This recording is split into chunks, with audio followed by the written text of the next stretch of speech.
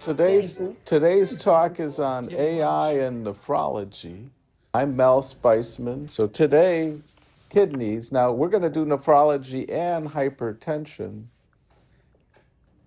Why hypertension? It's a little tricky. Hypertension tends to fall into cardiovascular disease, but it is the main cause of kidney disease as well. So as you guys know, we're nonprofit, 501c3, and I have no conflicts of interest, no financial disclosures. I'm just here to teach.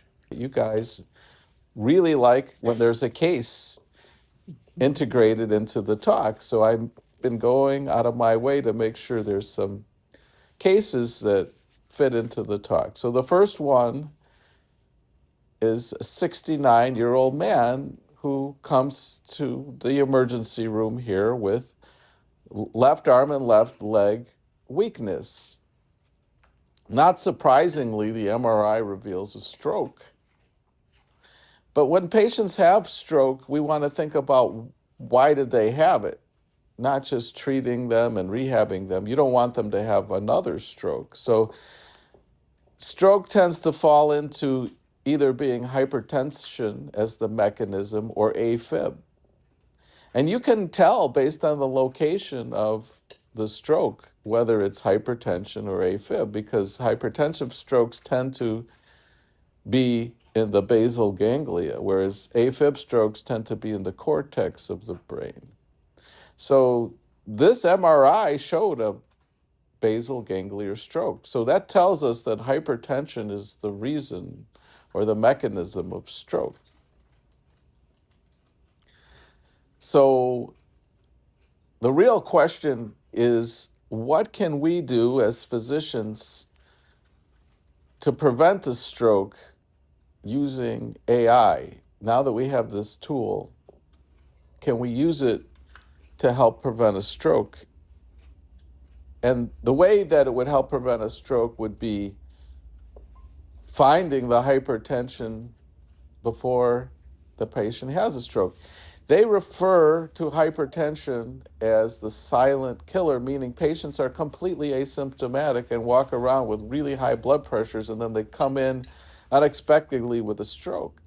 And then our role and as internal medicine doctors is to try to find it before they have the stroke, because it's really devastating.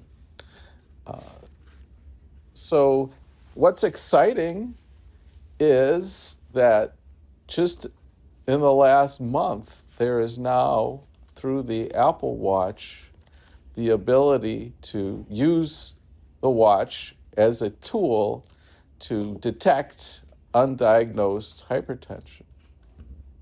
This was released in September. So now we're in November. So it's actually 2 months ago. How does that work? Because it doesn't actually measure your blood pressure. So how does AI know your blood pressure if there's no cuff, it's not actually measuring your blood pressure? But it can do so very accurately using these methods. So when I say these methods, I'm going to show you 8 different AI tools that are currently exist for blood pressure. None of them actually measure your blood pressure with a cuff. They just use one of these 3 methods. So pulse transit time, photoplasmography, which is how the Apple Watch tool works, or pulse wave velocity. But these are cuffless. What's really interesting is they're continuous. Why this is important for us in the room is myself and Dr. Ann, we have been hospitalists in the teaching program for a long time. And as hospitalists, you don't normally have a continuous monitoring of someone's blood pressure. If they're on the floor, it gets checked every 8 hours or something like that. Even in the ICU, if it's automated, the cuff only inflates every 15 minutes. But I'm going to show you some tools that are for hospital medicine or ICU care that can allow for continuous monitoring. I think that could be really cool to be able to do it continuously. But let's talk about the one that will impact screening and detection in the general population and hopefully will lead to stroke prevention. by alerting someone who doesn't know they have hypertension that they have it. So on September 12th, which is literally, I think 8 weeks ago to the day, Apple released HTNF is the abbreviation, or hypertension notification feature. So it works by light bouncing off your blood vessels. That's the photoplasmography. Now, aside from the tool that's on the Apple Watch, ones that have been developed and deployed in the hospital settings primarily, there's 7 of them. I'm just going to quickly show them to you. Now, the Apple Watch tool, you could use it today, right now, on yourself, on your patients. These other ones tend to require the hospital to purchase an expensive system. But not the first one. The first one's a ring. So aside from the watch as a wearable, you probably have heard there are rings. This one is specifically was studied in hypertension. So it's the brand, and I really don't like to talk about brands, but for the hypertension tools, I'm going to tell you the brands. I'm not advocating any of them necessarily, just this is information. So Caretaker Vital Stream came out in 2021. That was a ring that used pulse transit time to measure blood pressure. Now look at this. It was comparable to an arterial line. When I was in your shoes, I would put in arterial lines in the ICU. It's painful. Oh my goodness. For the patient, it's excruciatingly, not so much a venous puncture, but arterial lines are painful to put in. So can you imagine you could completely avoid that and get ICU type data just by putting a ring? Now, Ann and I were discussing this the other day, and she said, well, what if they get edematous and you can't take the ring off, right? That could be a problem. I mean, unless it hooks around, I don't know, and then it can separate. Yeah. I mean, I wouldn't put a ring on somebody in the ICU unless there's an yeah. easy out because it might swell. I like the rings for someone who's just ambulatory and healthy to monitor them, but I don't know, not sure why they went with the ring approach or whether it's Good idea, because Yeah. this hurts when you can Yeah. this the color, Right. but The fact that it's from a measurement point of view comparable to a line to me is so cool. And as a hospital physician, I think this would be amazing if the hospital would have access to it for us in an ICU setting. So it has to be something that separates. the next one that came out was called BioBeat device. That's in 2022. Now it's like a strap that you wear on your chest, torso, or wrist. And it uses PPG, which we already talked about, as the way to measure the blood pressure. And in terms of how accurate it is compared to the ground truth, it's within 3.8 on the systolic and 3.1 on the diastolic. So pretty good.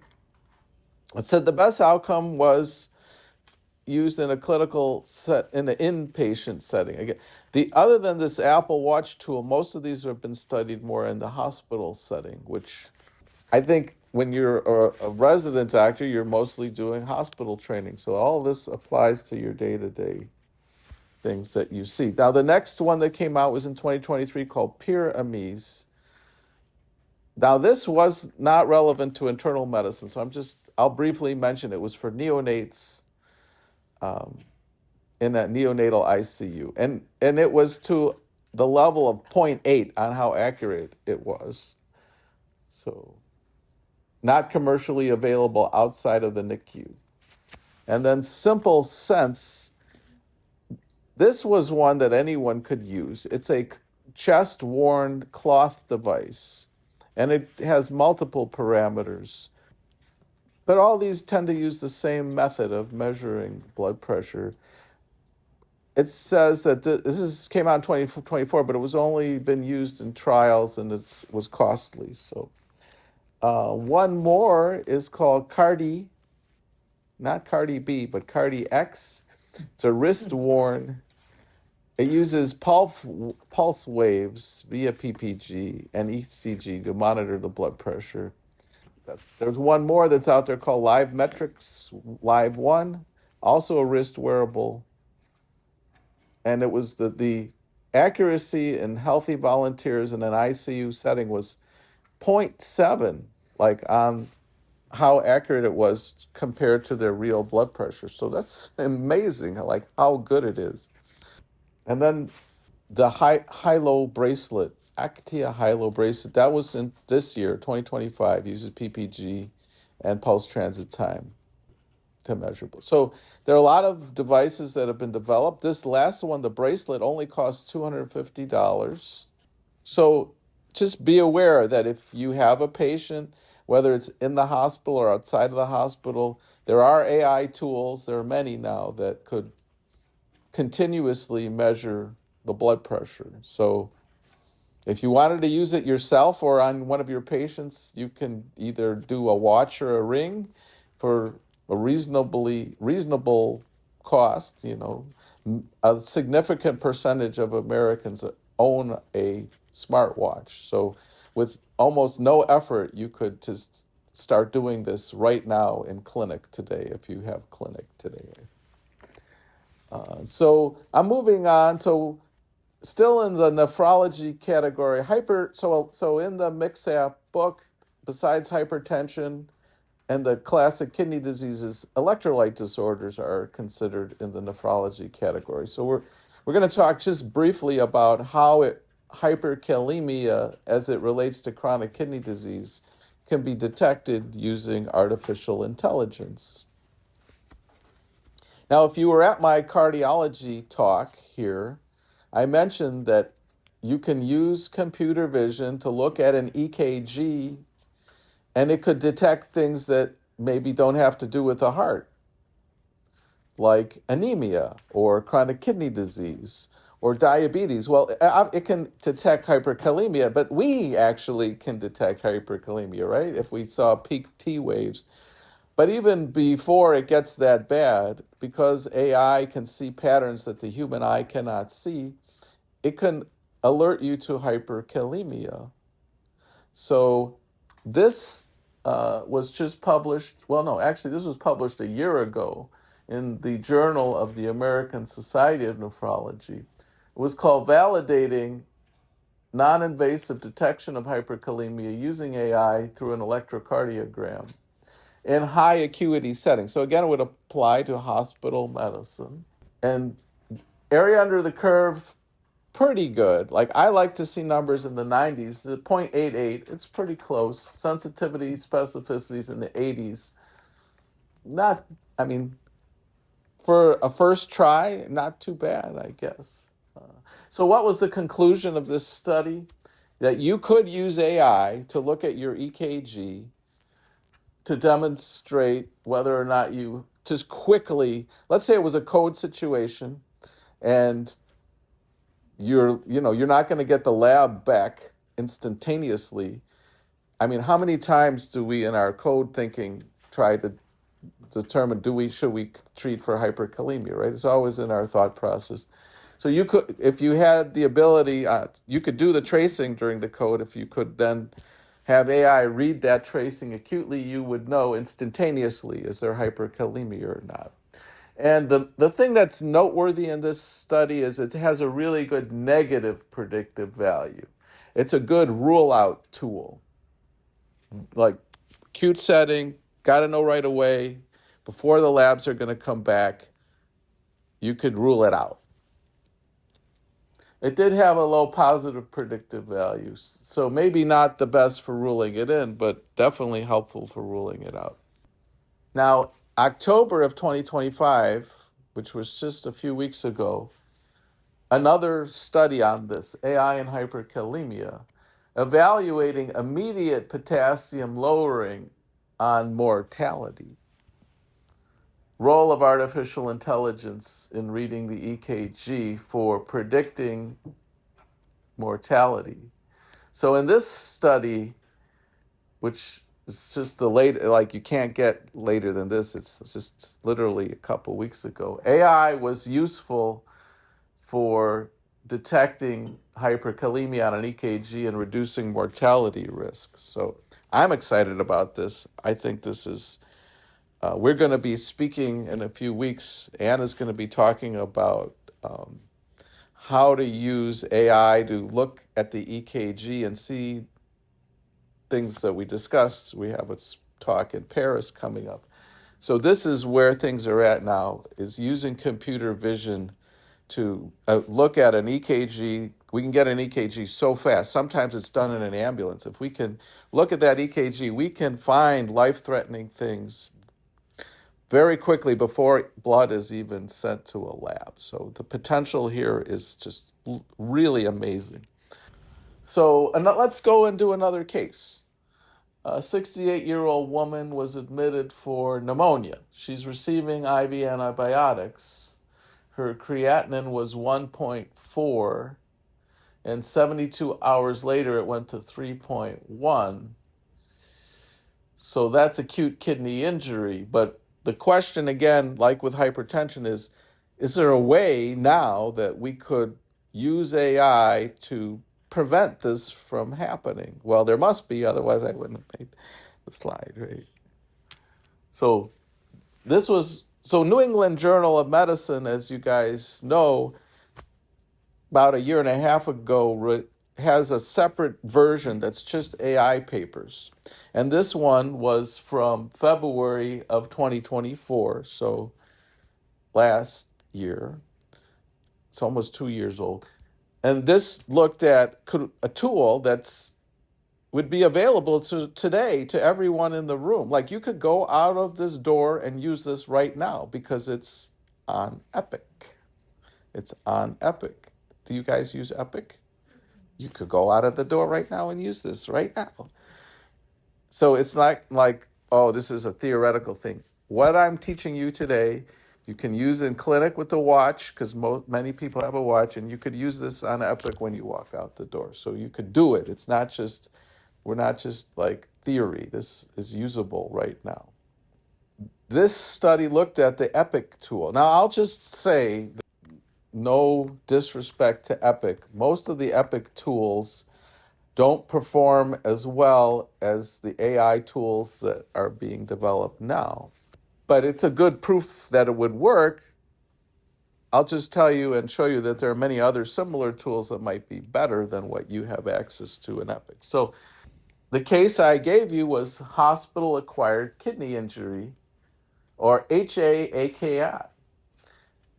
As hospitalists, we saw this a lot, especially with antibiotics, especially when the emergency room gave empiric vancomycin and pip-tazobactam. When they did that, oh my goodness, how many people, by the time they came to you guys on the floor and went into acute kidney injury, it was ridiculous.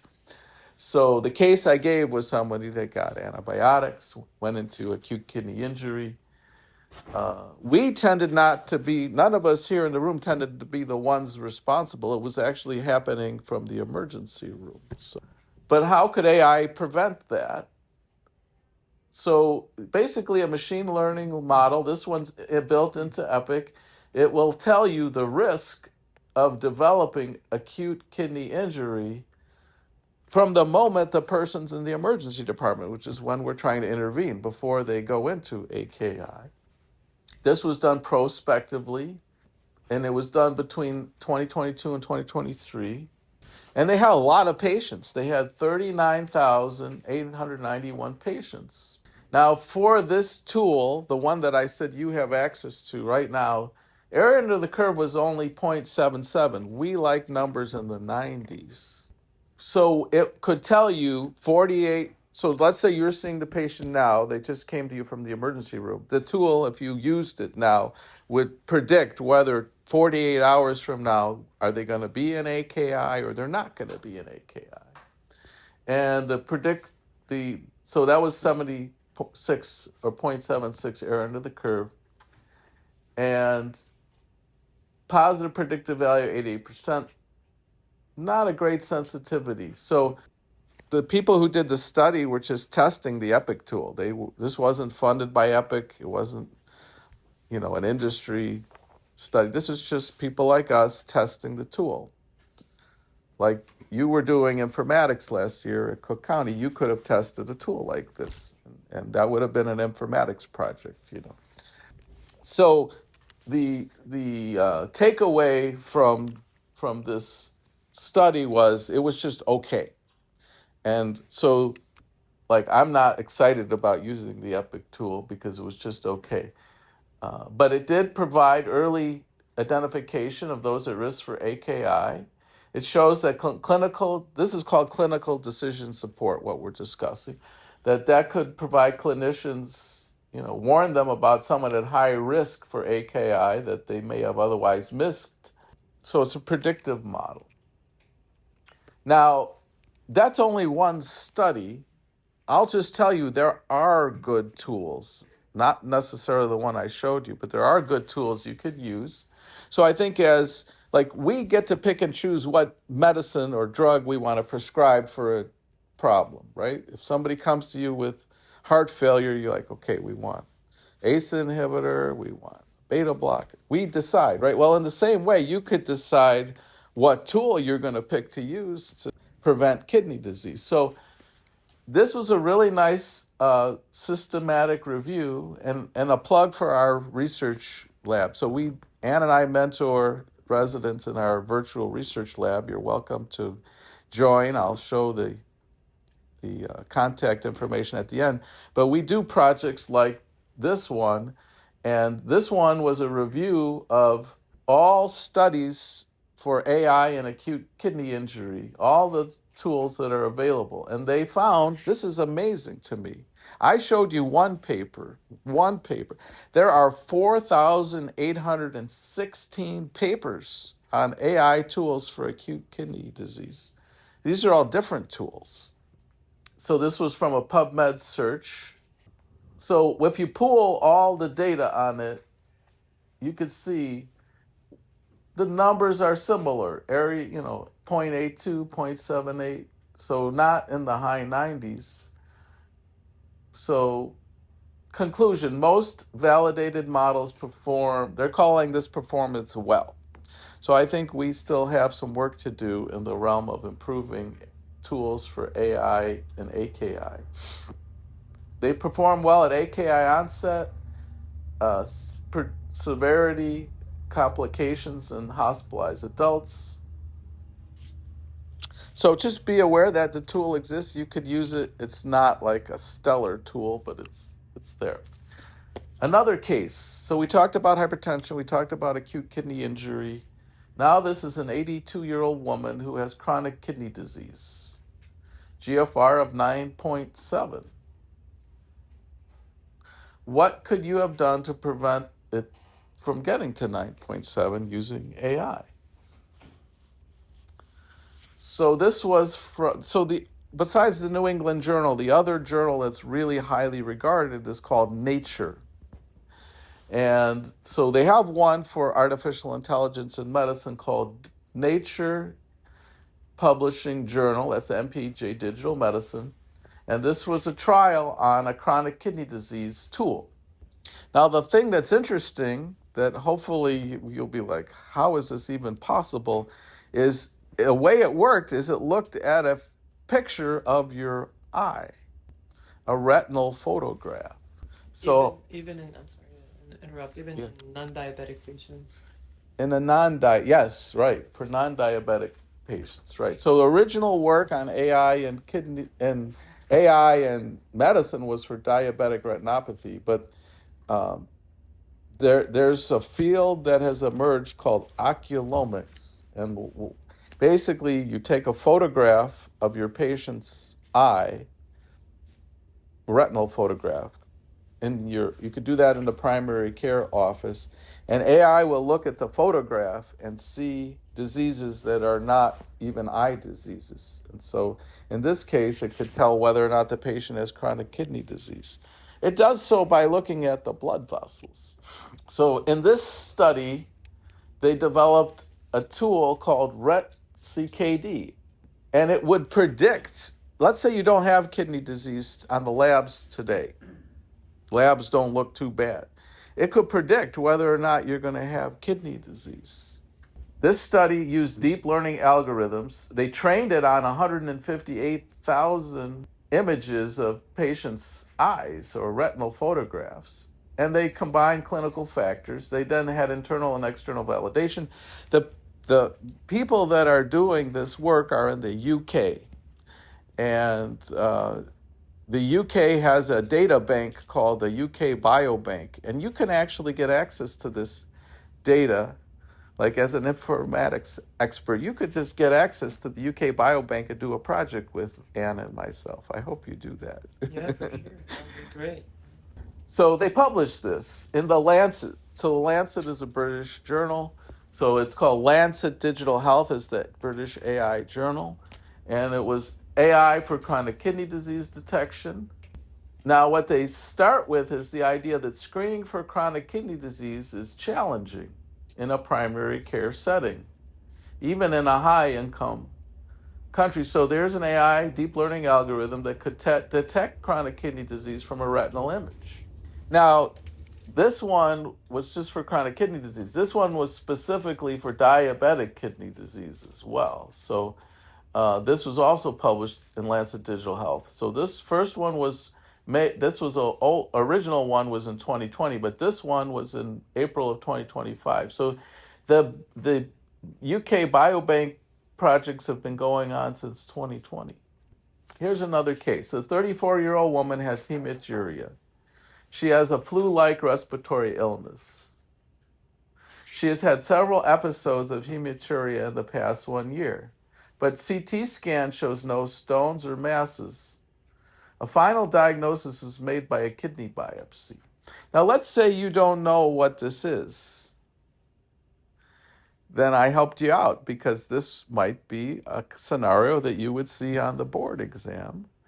And believe it or not, I'm going to be retaking the board exam because I have to take it every 10 years in a year from now. So this might be on my board exam, might be on your board exam if you take it. Well, actually, we might be taking it at the same time. Who knows? If you see me at your board exam, it's not a mistake. So does anyone want to, I won't call on anyone, but does anyone have an idea of what kidney disease this might be before I reveal the diagnosis? IgA nephropathy. Wow, you are correct. If I had an award, I would give it to you right now. I'm impressed. Yeah. So you're right. This is IgA nephropathy. That was really good. So to diagnose or prove the diagnosis in 2025, you have to do a biopsy. I don't know about you, but if it was me, I wouldn't want someone to put a needle in my kidney if there was another good way around it. And there is. And that is to use a machine learning model. So the machine learning model was trained and tested against the biopsy, and it basically eliminates the need to put a needle in someone's kidney. I think this is amazing. This is the future of what medicine is going to be like. We're going to be able to not biopsy people and know with ground truth certainty that they have a diagnosis. This to me is so exciting. So this study was also published in Nature, not surprisingly, because it's a really great study. It's machine learning for IgA nephropathy, and it had 1,268 patients. And we have numbers that I like, meaning area under the curve that's 0.91, so it's in the 90% range. And they tried different machine learning models. Now, machine learning is not using, say, ChatGPT or large language models. This is different.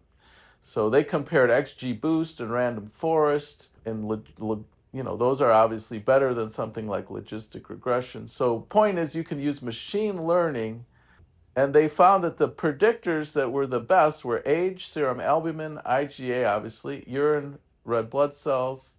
So the point is that artificial intelligence can be used to diagnose acute kidney injury, chronic kidney disease, but specifically pathological subtypes of glomerulonephritis. Now, this is a pathology study in the Lancet. Let's see the date. November 2025. That's not too old.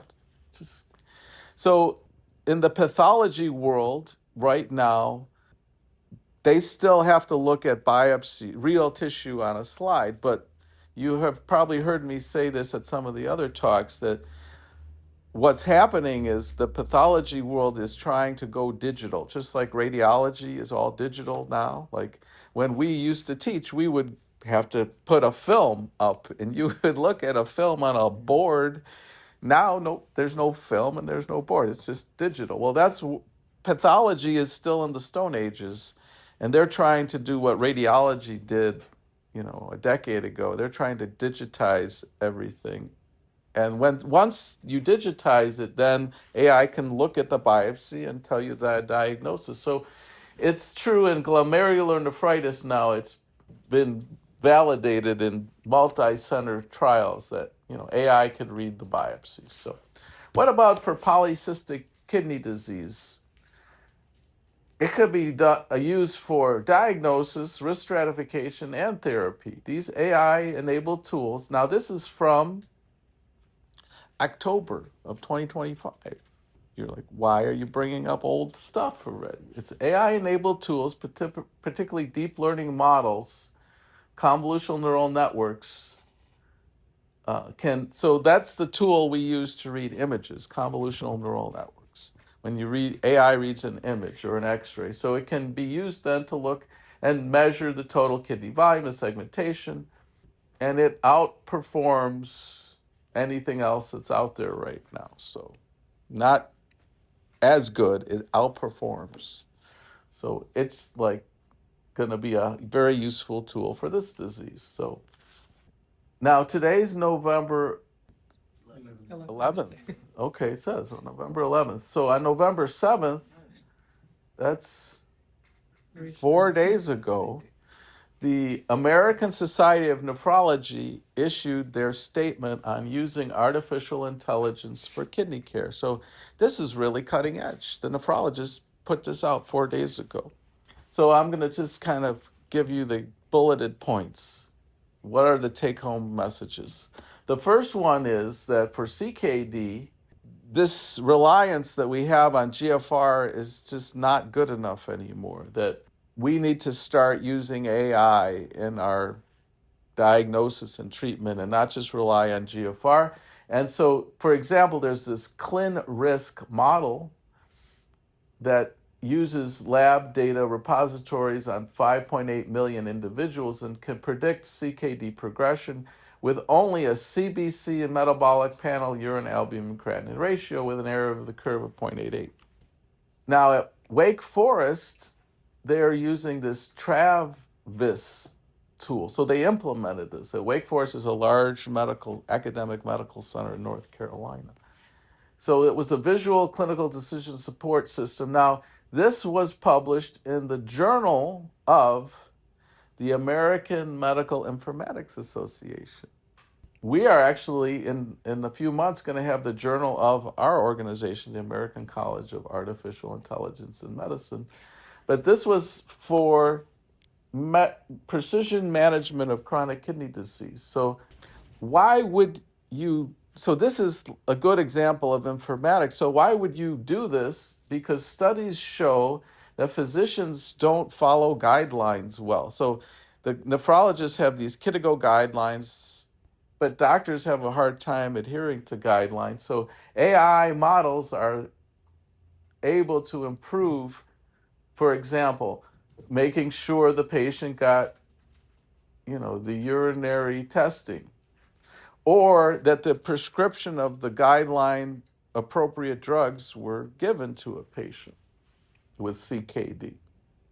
Now, we were at the oncology meeting at McCormick Place a few months ago, and the oncology organization partnered with Google to use their tool to help oncologists adhere to the ASCO oncology guidelines. Well, in a similar way, we can look at, can we use a tool like that to adhere to the KDIGO guidelines?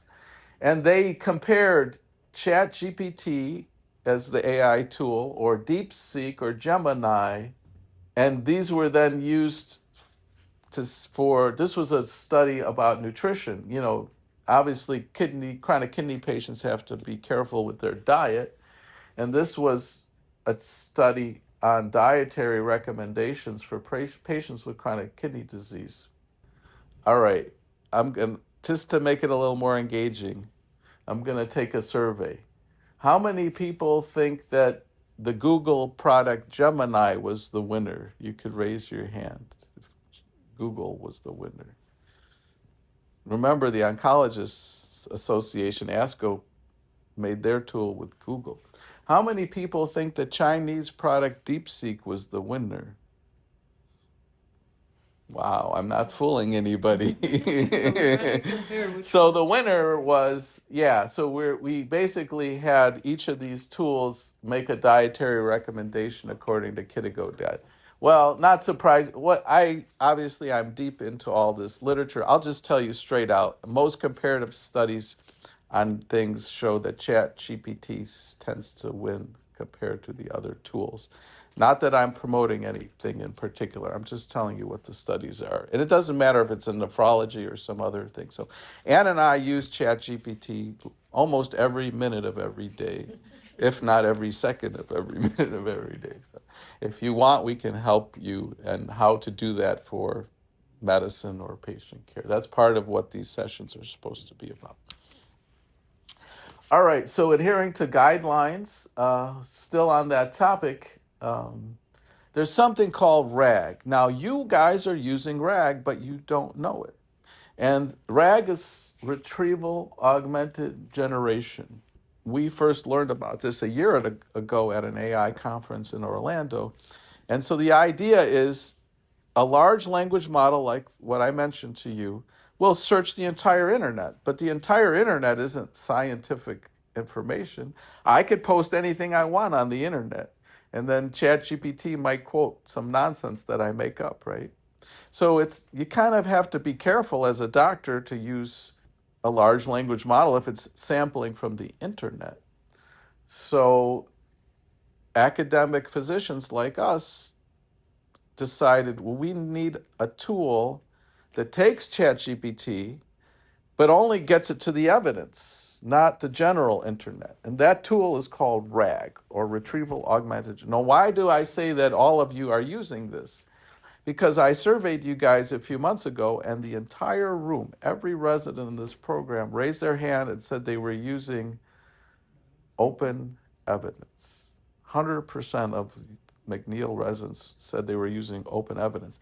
Now, the way open evidence works is it takes ChatGPT and it uses retrieval augmented generation to sample only evidence-based literature. So that's why I'm saying you're doing it. You didn't realize you're doing it, but you're doing it. I'm going to survey you guys now. How many people in the last 7 days used open evidence? I'm just curious. We got 1, 2, 3, 4, 5. That's not 100%, but that's not bad. 5. So 50% of the people used open evidence in the last week. So that's pretty good. So adherence to guidelines is still the topic. So large language models are 99% accurate in predicting whether you need to consult a nephrologist.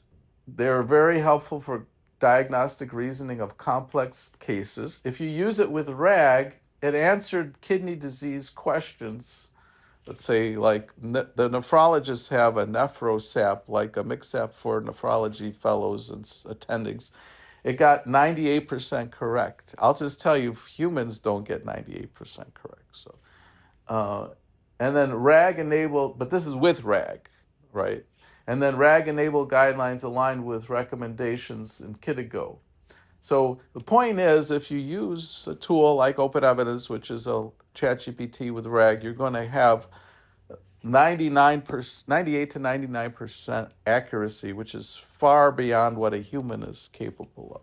What about for AKI? So again, all of these things are from the American Society of Nephrology statement that came out 4 days ago. Analyzing real patient data like trends in creatinine, urine output, vital signs will give greater accuracy in predicting AKI. You can use it for real-time monitoring, dynamic risk stratification, But this is the important part. You can use AI then to help you manage someone in AKI with fluid adjustments and adjustment of medication dosing that might be nephrotoxic. So not just predicting things, but actually managing things. Now, what about in the ICU setting? All of us take care of patients in the ICU setting.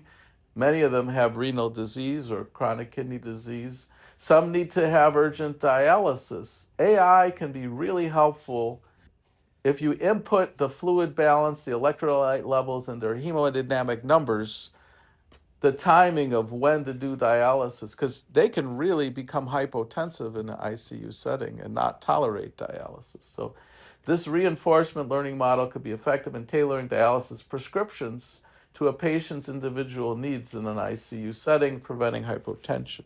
So for critical care nephrology, it could be helpful for acute kidney injury predicting, nephrotoxin surveillance, and preventing dialysis hypotension, and AI-guided dialysis.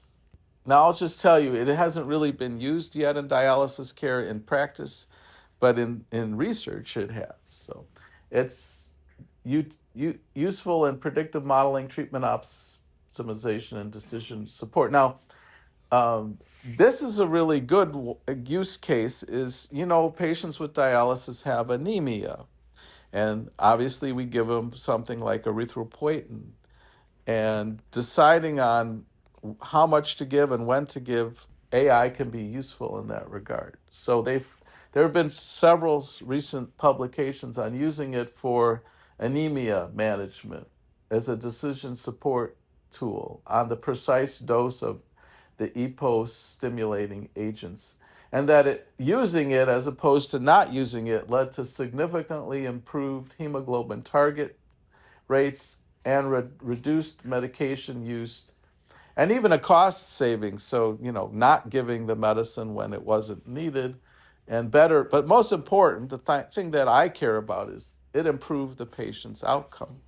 So this was just a very recent, within the last few weeks, publication on using AI for personalized erythropoiesis stimulating agent dosing. So what about transplant? A big part of nephrology is transplant nephrology. So AI and machine learning tools can help with immunosuppressive. So there's been so many times, I don't know if you guys have experienced it, as a hospitalist, I got a patient that had a transplant and comes on the transplant drugs. And it's not something that we do every day. We're not transplant nephrologists, right? So you can have AI help you with that in terms of the drug levels and the dosages. We would have to send off the levels and figure out what to do. And you have to try to reach their transplant nephrologist. It's like you start to step out of your comfort zone with that, at least for me. So I think that you can now have AI be your transplant nephrology expert and help you with that. So you don't have to be uncomfortable. So specifically the drug that I would always have to deal with, and I know you did as well, so occasionally, not too often, was the tacrolimus and what to do with that. We have to send off a level and figure out the dosing while they were in the hospital.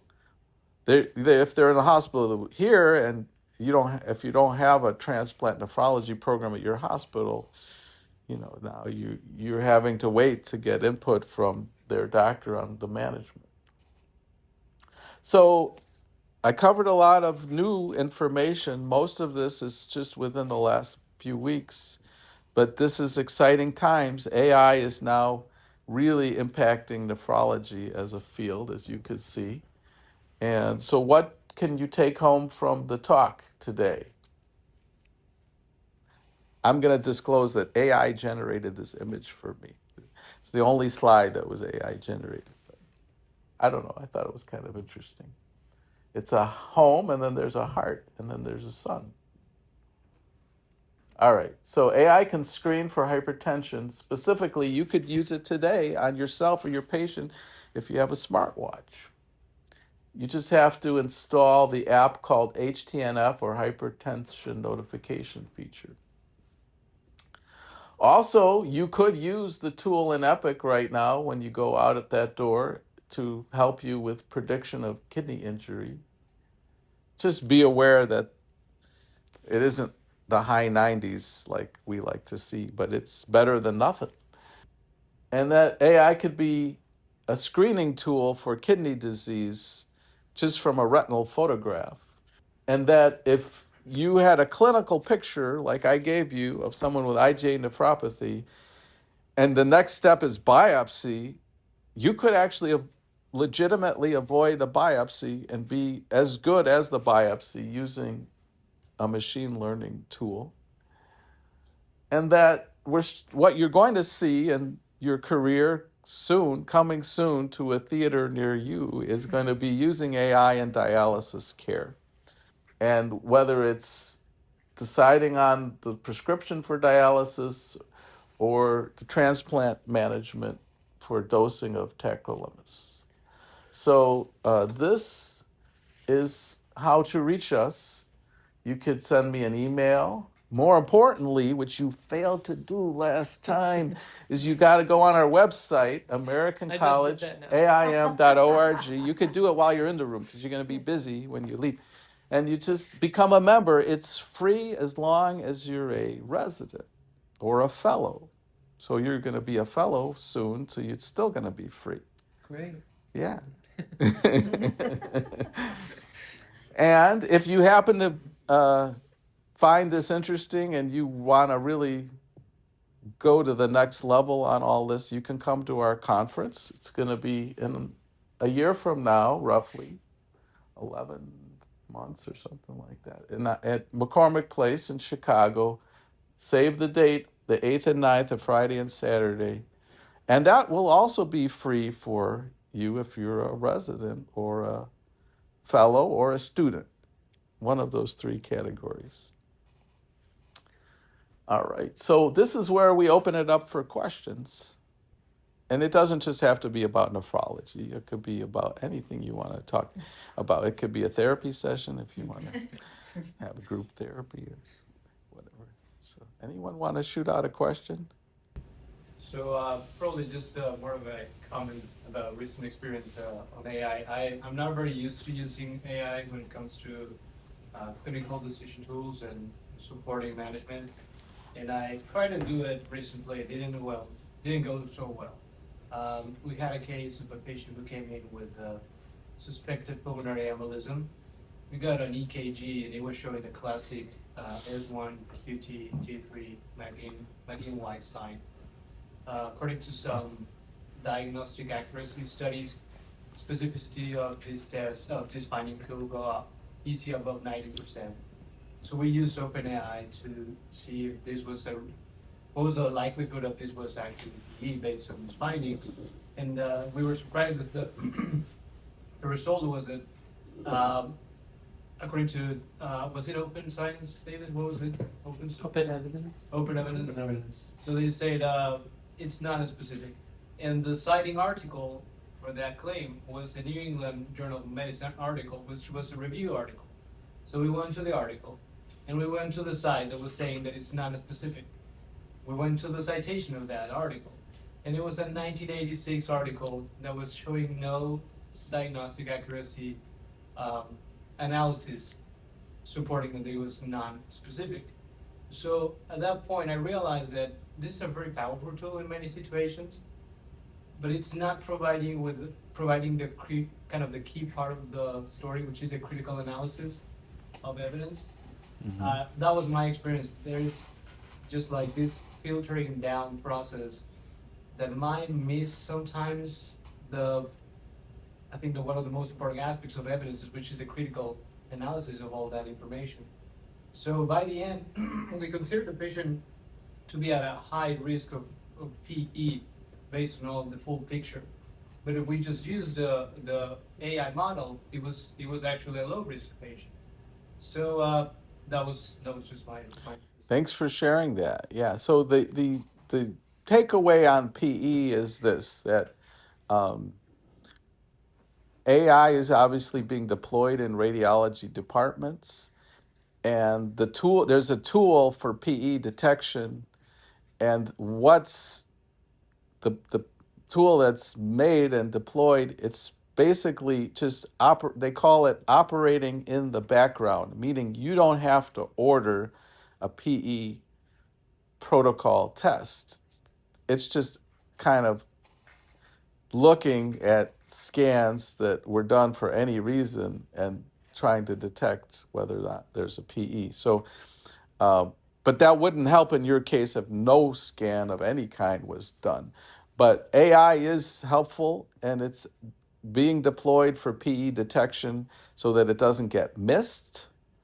But an imaging test has to be done in order to detect it, so it doesn't get missed. So in your case, you were trying to decide, should we order an imaging test or not? So anyway, I like your example. Thanks for sharing that I one. like that you went to the source. So anything we're going to use from AI or ChatGPT, if you're going to use it for something like that, it's not just the local restaurant which went better. Now you're going to have something that's going to impact the patient. We have to verify if it's actually there. Did you say that was 1996? 86. 1986, that was Oh, Yeah, I'm the primary. So this was open evidence. I'm curious what ChatGPT would say. Did well, you but try- ChatGPT, open evidence I is know that. I know ChatGPT, that. though. I know. It is. Open Evidence was citing the article from New England Journal of Medicine, which was published in 2024. But the citing article from because that was a review article. That was reviewed, but the article within the article Yeah, was but from the primary source of the review article was 1986. So we pull out a meta-analysis published in 2020, with 3 big articles on diagnostic accuracy analysis, and the specificity was more than 90%. Mhm. So, yeah, that was our experience with that. And actually, I was telling Dr. Gooden earlier that regarding the use of open evidence, the AI tool, like I'm doing a project on precisely that, like is within MedEd, like clinical reasoning and how residents are using this tool. Maybe we can chat later, but it basically, if we don't have this routinely or this habit of criticizing even the prompts from AI, like reviewing the sources, like sometimes I feel like we're gonna miss things, we're gonna go with misleading workup or with misleading treatments. So I think it's also part of the things that we need to learn with the AI. How to use the AI's tool instead of replacing our judgment. Well, knowledge, the answer is in what you just said. It's a tool. Yeah. So some people, Okay. I guess, the risks. If you are, have a hammer, that's a tool. Yes. You need somebody to guide that, right? you Just- use for some yeah. other, or inappropriately, I think there are risks. But Yes. I guess our job is to help other people to, use it properly. And Well, how about the lawyer who had the case and it just made it up? They used AI to write a report and they just wrote a case, precedents and whatever the case was. They just made it up. But they didn't validate. They didn't validate it, the person. And I think the company's still using it, right? Yeah. Unbelievable. So you guys are very smart to go to the source and see if it's, there's hallucinations. But it's a tool. yeah, So it is a tool. we should feel comfortable that it's not going to replace us. Not yet. So interestingly, it took you to the source information so Yes. you could look it up. Yes. So that's We always key. ask them, if you're going to ask a question, the tool, ask for the source. It's right there. Go and look at it. So, excellent work that you're doing that. And not just taking the easy way out and just doing whatever it said. But the sources are all there. It's very easy to do that. But we do that. We validate. Yeah, I agree. So use the tool, but validate. That's the message. Yeah. Right. All right, more questions. This has been a good discussion by questions. Anyone else? How about throwing out a question just for fun? I'm interested, from your aspect, what do you think are the latest advancements of AI in rheumatology specifically? Any specific aspect that you think is most interesting? promising? Well, two things. One is obviously the most power in AI up until now has been in imaging. So reading rheumatology x-rays, seeing patterns in, say, a hand x-ray or a bone x-ray that maybe the human eye can't see, that's for sure like where a wealth of opportunity is. But also, just like we saw with treatment, say, treatment options with drugs, it may be helpful in personalizing what treatment to give someone when it's the immunosuppressives, like for rheumatoid arthritis or other diseases where it's immunosuppressive. So, for example, in oncology, there's this precision oncology where they tailor the drug therapy to the individual one patient. Well, I think you will be able to do that in rheumatology. You will be doing that in rheumatology, where instead of this patient with RA gets, boom, this combo, it's going to be more personalized. You're going to look at details of that specific patient. Some of it might be their images, some of it might be their labs, some of it might be things that the human eye can't see, but AI could analyze the data and then say, no, this drug is going to be better than this drug for this patient. That's kind of this whole notion of precision medicine. I think that's going to really tie into your career in rheumatology. So, but that's good. All right. Well, thank you guys for coming, and we're going to be back again in a few months to cover a different body part. All right. Have a great day, guys. Thank you.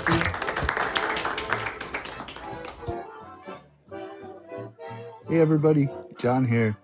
Thanks for listening to another episode. If you enjoyed what you heard here today, please check us out on our website, www.americancollegeaim.org. Sign up today to become a member. And don't forget to save the dates, October 9th and October 10th, 2026, here in Chicago at McCormick Place Convention Center. We're having our second annual scientific session. Special shout out to everybody who joined us in 2025. You all made it amazing. Thanks so much for coming. We hope to see you all next year. Don't forget to sign up right away. www.americancollegeaim.org. We'll see you then. Bye, guys.